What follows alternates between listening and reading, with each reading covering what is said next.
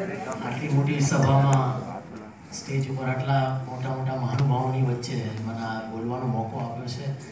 મારી જાતને ખૂબ જ બ્લેસ્ડ માનું છું, ખૂબ જ ધન્ય માનું છું કે મારી લાયકાત કરતાં વધારે મને આ માનપાન મળી રહ્યું છે. જ્યારે આસિફભાઈએ નક્કી કર્યું તારક મહેતા કા ઉલ્ટા ચશ્મા સિરિયલ બનાવવાનું, જેમ અમને કહ્યું કે નાના તમે બધા ત્યાં ભુલેશ્વરની ચાલીમાં રહેતા અને જે તારકભાઈ લખતા એ જીવન અમે જીવી ચૂક્યા છે અને એ બધું વાંચેલું એટલે જેવું વાંચીએ એવું અમને રીતસર વિઝ્યુઅલાઇઝ થાય અને એટલું આમ દરેક ગુજરાતી ઘરમાં જ્યારે ચિત્રલેખા આવતી હોય ને મારી થતી હોય એમને વાંચવા માટે, એવું પણ અમારા ઘરમાં પણ એવું જ થતું. અને ત્યારે કોઈ દિવસ સપનામાં પણ વિચાર્યું નહોતું કે એક દિવસ આ જેઠાલાલનું પાત્ર ભજવવાનો આપણે મોકો મળશે. અને જ્યારે આસિફભાઈએ આ સિરિયલ બનાવી અને મને બોલાવ્યો કે આવી રીતે આ જેઠાલાલનું પાત્ર, એટલે પહેલાં તો મેં કીધું આપણે તો જે વાંચ્યા છે તારકભાઈને અને જેઠાલાલનું પાત્ર તો આપણે પતલો એકવડો બાંધો, મેં કીધું એમાં હું કેવી રીતે ફિટ થાઉં? તો કે ના પણ આપણે જરા સિરિયલને લીધે અને અલગ રીતે એવું કરશું કે થઈ જશે. મારે કે મને તમારામાં શ્રદ્ધા છે કે મને ખાતરી છે કે તમે કરી શકશો. ત્યારે એકચ્યુઅલી એમણે મને એક ઓફર આપી હતી કે ચંપકલાલ અથવા જેઠાલાલ, કે મને ખબર છે તમે બંને બહુ સારી રીતે કરી શકશો. મેં કીધું ચંપકલાલ તો હું કોઈ હિસાબે લાગુ નહીં,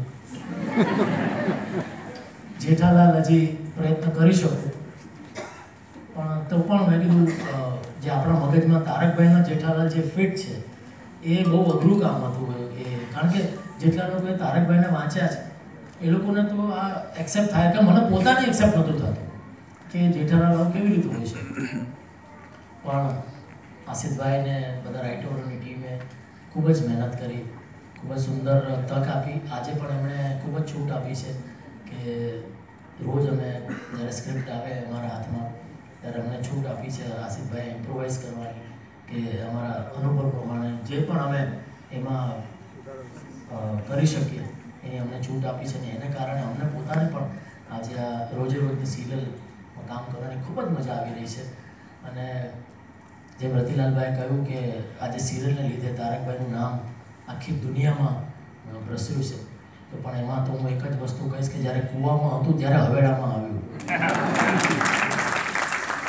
તારકભાઈએ પાત્રો જેટલા ટેરિફિક એમણે રચ્યા છે કે જ્યારે એટલે એમાં એટલા વેલ ડિફાઇન્ડ બધા કેરેક્ટર્સ છે કે એમાં એઝ એન એક્ટર જો એક્ટરમાં થોડી ઘણી સમજ હોય તેણે વધારે કોઈ મહેનત કરવાની જરૂર નથી. એટલે એટલું સુંદર એમનું આપણે અત્યારે બી લેખ વાંચીએ તો એમનું ડિસ્ક્રિપ્શન આપણે વાંચીએ, આખું પિક્ચર આપણા મગજમાં એ લોકેશન એ પાત્ર બધું આપણા મગજમાં આબેહૂબ આખું ઉપસી આવે. એટલા સુંદર લેખક તારકભાઈ માટે બોલવું તો બહુ નાનો માણસ છું એમના માટે બોલવા માટે, કારણ કે મેં એમને પહેલી વાર જોયા હતા સરિતાબેને પ્લે કરેલો સખા સિયારા 1988માં. એ તારકભાઈએ રૂપાંતરિત કરેલો હતો. સહી પરાંજપેનો શક્ય સેજારી કરીને મરાઠી પ્લે હતો. એ તારકભાઈએ એનું રૂપાંતર કર્યું, પણ એટલું સુંદર રૂપાંતર હતું કે તમને એકદમ ઓરિજિનલ જ લાગે અને એક પણ લાઈન એમાં આપણને એવી ન લાગે કે આ અનવોન્ટેડ છે, કે આ લાઈન ન બોલીએ તો ચાલે. એ તમે એમાં ટીકુભાઈ હતા, સરિતાબેન હતા, લગભગ 3 વર્ષ એ પ્લે ચાલ્યો, ખૂબ જ સુપરહિટ રહ્યો અને ખૂબ જ મજા અમે લોકોએ કરીને. ત્યારે એની જે ફર્સ્ટ શોની પાર્ટી હતી સરિતાબેનના ઘરે, ત્યારે પહેલી વાર તારકભાઈને જોવાનો મને મોકો મળ્યો હતો કે જેને નાનપણથી વાંચતા આવ્યા હતા એ આ પોતે તારકભાઈ અહીંયા સાક્ષાત હાજર છે. અને મધુભાઈને એ લોકો તો બધાએ ખૂબ જ એમના દિવસોમાં મજા કરી છે. એ જે આખો ગોલ્ડન પીરિયડ હતો થિયેટરનો, એ ક્યારેક વસવસો થાય છે કે અમે બહુ મોડા જન્મ્યા, કે એ બધો પ્રવીણભાઈ ને મોસમ છલ કે ખેલંદો જે બધા અવિસ્મરણીય બધી આ ક્રિએશન છે બધા, કે એમાં કે ભજવવાનો અમને મોકો ના મળ્યો એઝ એન એક્ટર. પણ ખેર તારકભાઈના દુનિયાના ઊંધા ચશ્મામાં જેઠાલાલનું પાત્ર કરવા મળ્યું એના માટે હું આસિફભાઈનો જેટલો આભાર માનું એટલો ઓછો છે. કારણ કે હું જો બનાવતો તો હું મારી જાતને કોઈ દિવસ આમાં વિઝ્યુઅલાઇઝ કરત જ નહીં કે જેઠાલાલમાં આ ચાલે, પણ ઇટ વોઝ ઓનલી આસિફભાઈ વિઝન કે ના આ જેઠાલાલનું પાત્ર તો તમે જ કરો, અને ખરેખર એટલી મજા આવી રહી છે ભગવાનની કૃપાથી. એટલી સુંદર ટીમ અમારી ભેગી છે અને બધા જ એક ફેમિલીની જેમ આજે હળી મળીને કામ કરી રહ્યા છે. આજે 11મું વર્ષ ચાલી રહ્યું છે અને લગભગ 2700 એપિસોડ થઈ ગયા.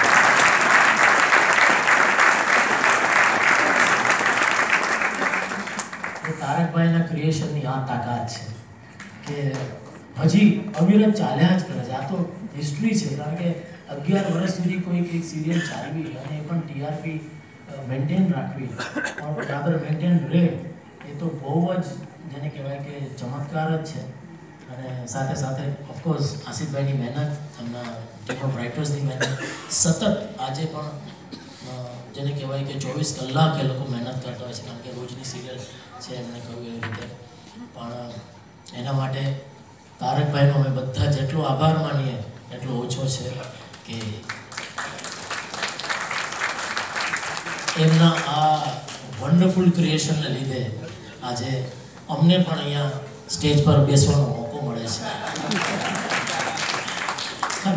અમારું પણ લોકો સન્માન કરે છે, ઓનલી બીકોઝ ઓફ તારકભાઈ. Thank you.